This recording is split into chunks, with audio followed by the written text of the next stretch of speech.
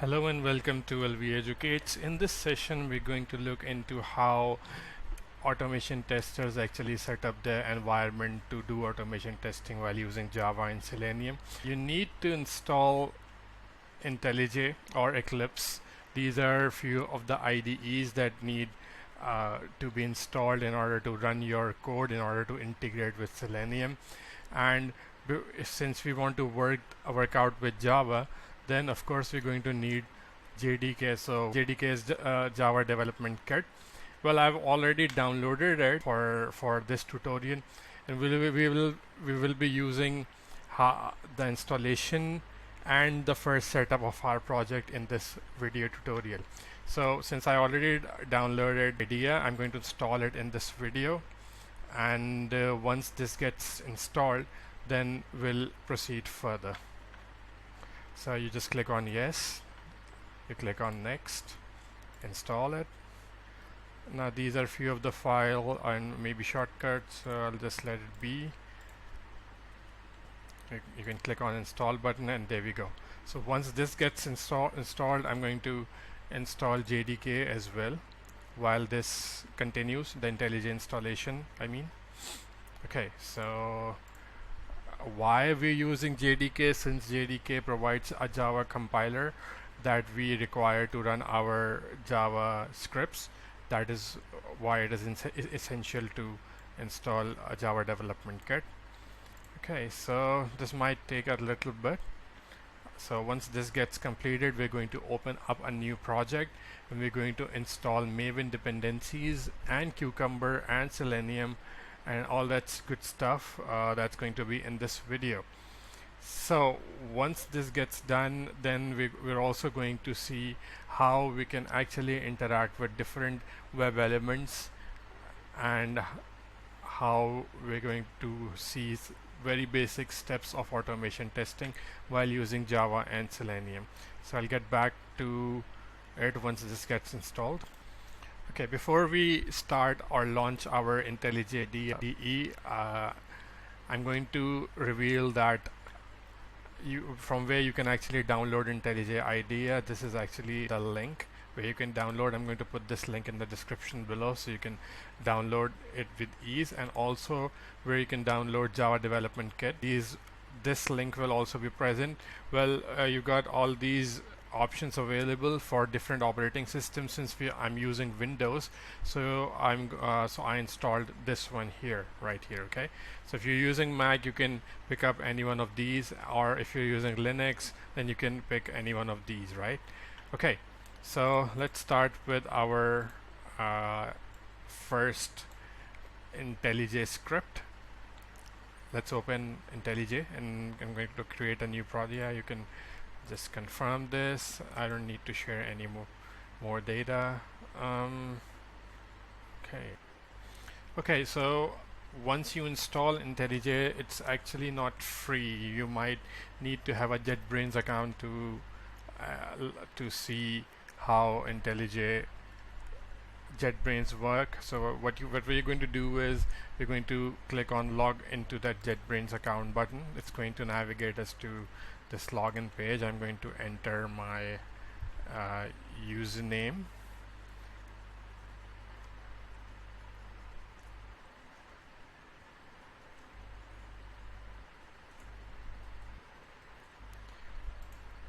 and password.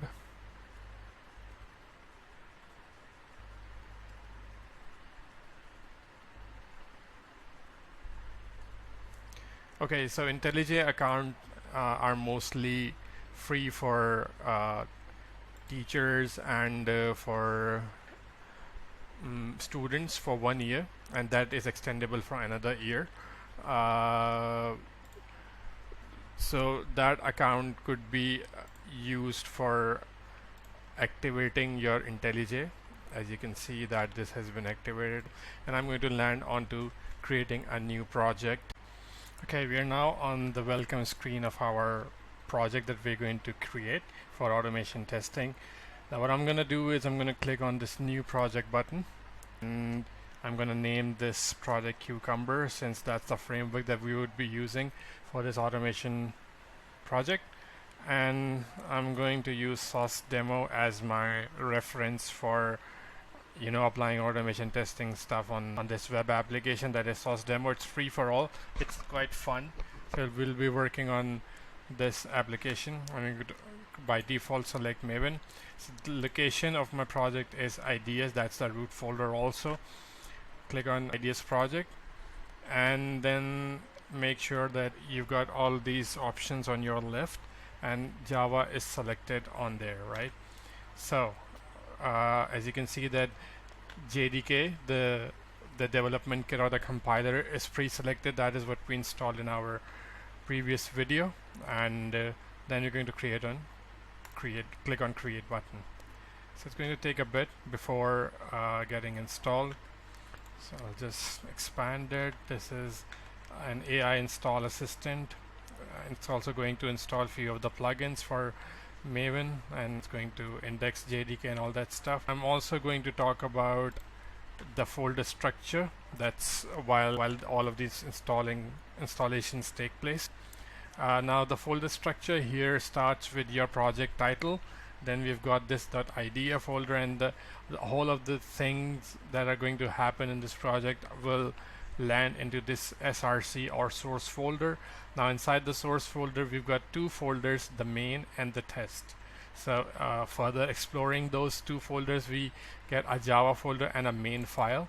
Now this is a demo code, and there's this resources folder. So now all of this is very useful, and we will be talking about adding new files, and once we are going to create automation framework, the page object model, the BDD, and all that good stuff that we will be working on in the future. So all of that will be kept inside all of these main folders. Inside the test folder we've got another Java folder, and as you can see that all of the installations and all of the upgradations have been done.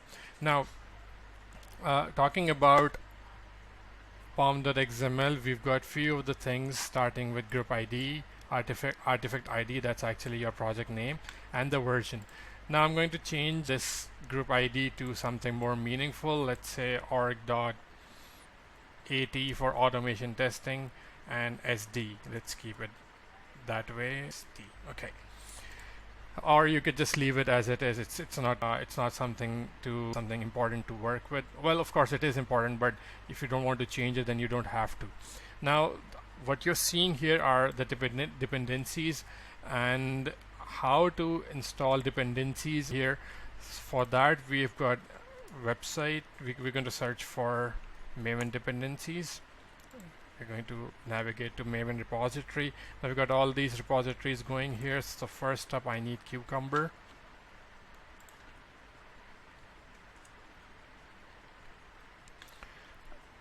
I can download Cucumber from here. Well, of course I'm not going to download Cucumber. It's going to give me an artifact code.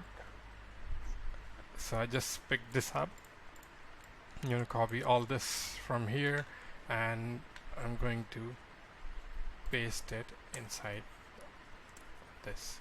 It needs to have a dependency block, so you can just add it like this. Make sure that this is inside the dependencies, so any of those dependencies that we're going to, they will be present here.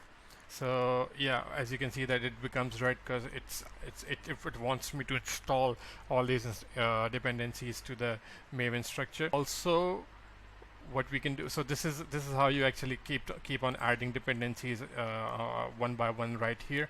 So but what I'm going to do here is I'm going to pick up there's another easier way to do it, and that's you just pick up a skeleton from any of those GitHub